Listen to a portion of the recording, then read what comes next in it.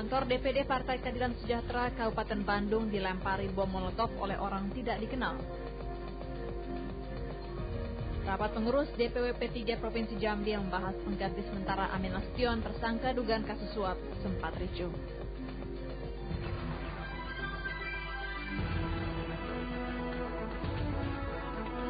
Dari Senayan City Jakarta, inilah Liputan 6 Malam.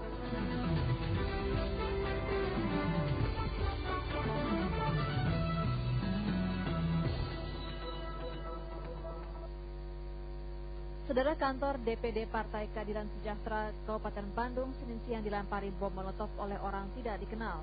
Diduga insiden ini terkait hasil sementara Pilkada Gubernur Jawa Barat yang untuk sementara dimenangi pasangan Ahmad Heriawan dan Dede Yusuf yang diusung PKS dan PAN.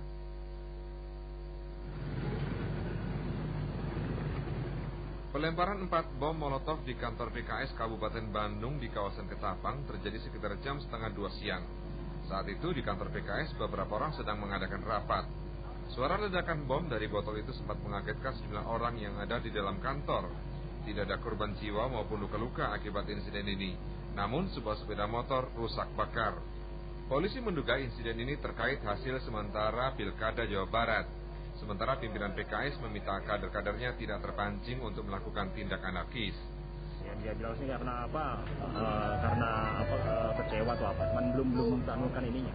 Masih kita ini kan masih agak ini juga shock juga. Kami menghimbau kepada seluruh kader PKS simpatisan supaya tidak terpancing, tidak terprovokasi dengan hal-hal pelemparan bom molotov seperti ini, karena orang Bandung cinta damai. Ya. Tifatul juga menyayangkan bila proses Pilkada Gubernur Jawa Barat yang sejauh ini berjalan lancar dan tenang ternoda oleh ulah orang yang tidak bertanggung jawab. Saat ini polisi sudah menangkap 1 orang yang diduga sebagai pelaku pelemparan molotov. Kasus ini ditangani Polres Bandung. Tim Liputan SCTV melaporkan dari Bandung dan Jakarta.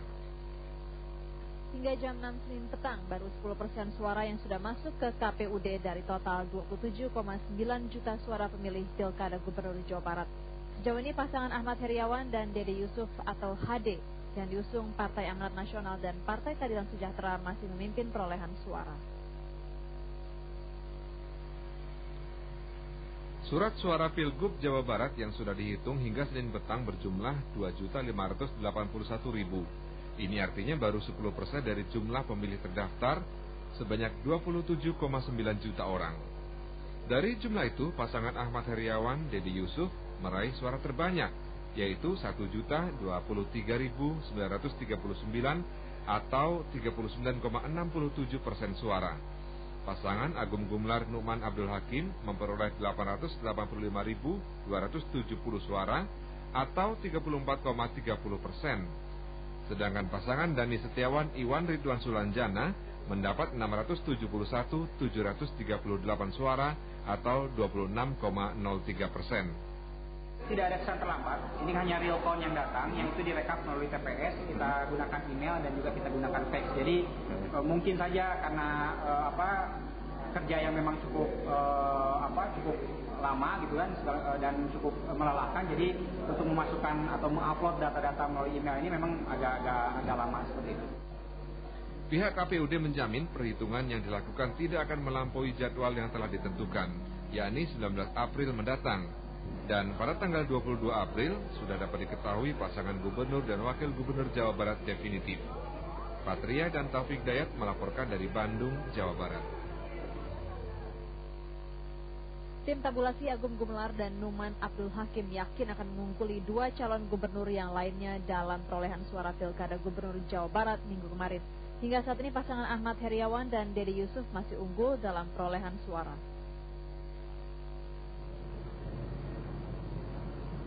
Sejumlah anggota tim tabulasi calon gubernur Agung Gumelar Numan Abdul Hakim mengatakan optimistis memperoleh suara dari hasil pemungutan suara yang berlangsung minggu kemarin. Menurut mereka, batas akhir penghitungan suara Sabtu 19 April mendatang. Keyakinan tim tabulasi Cagup dan Cawagup Agung Numan itu mampu merebut suara terbanyak antara lain berdasarkan hasil laporan dari berbagai saksi dari sejumlah daerah yang menjadi kantong suara untuk sejumlah daerah di Jawa Barat. Hingga Senin sore, suara yang sudah terkumpul pada tim tabulasi Agung Numan mencapai 15.506.491 suara sah dari 27.972.924 pemilih. Dengan rincian pasangan Dai 4.242.364 suara atau 25,70%. Pasangan Agung Numan 6.278.070 suara sah dan HD 5.986.057 atau 36,26%. Patria dan Taufik Hidayat melaporkan dari Bandung, Jawa Barat. Saudara, KPUD Sumatera Utara masih kedodoran menghadapi pemilihan gubernur yang tinggal 2 hari lagi. Sebab masih terjadi kekurangan surat suara seperti di Deli Serdang yang berjumlah 56.000 lebih surat suara. Sedangkan Panwasda mengeluhkan atribut kelima calon gubernur hingga hari ini masih belum dibersihkan meski sudah memasuki masa tenang.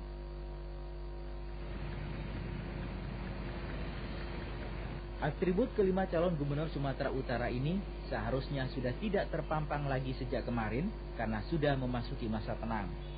Namun kenyataannya, atribut berupa baliho, billboard, hingga spanduk dan poster masih tampak di berbagai tempat hingga hari ini. Pihak KPUD dan Panitia Pengawas Pilkada juga sudah menyurati kelima calon gubernur agar dibersihkan. Karena tidak ditanggapi, Panitia Pengawas meradang dan mengancam akan memberi sanksi kepada calon yang tidak segera membersihkan atribut mereka.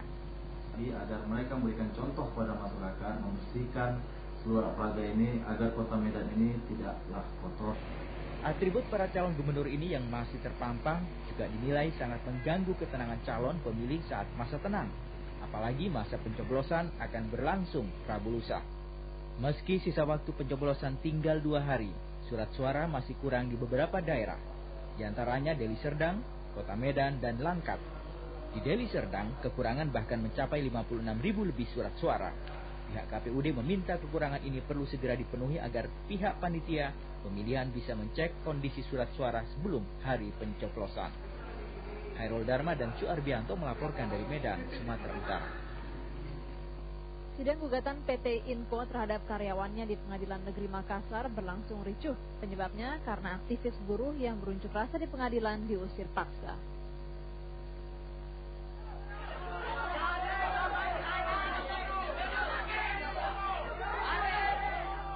Mahasiswa dan aktivis buruh yang berunjuk rasa diusir paksa dari halaman Pengadilan Negeri Makassar.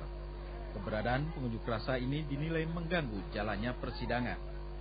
Pengunjuk rasa mendukung Juhri Tokasalili, mantan karyawan PT Inco yang dipecat karena memobilisasi mogok massal. Selain di PHK, Juhri juga dituntut ke pengadilan. Di akhir persidangan, majelis hakim menolak tuntutan PT Inco karena tuduhan memobilisasi karyawan untuk mogok massal tidak terbukti. Kemenangan ini pun disambut gembira para pengunjuk rasa. Iwan Taruna dan Rizal Randa melaporkan dari Makassar. Padamnya aliran listrik di kota Multan, Pakistan memicu amukan warga yang mencederai 10 warga setempat. Sedangkan kantor listrik negara di Multan dirusak massa dan sebuah gedung bank dibakar.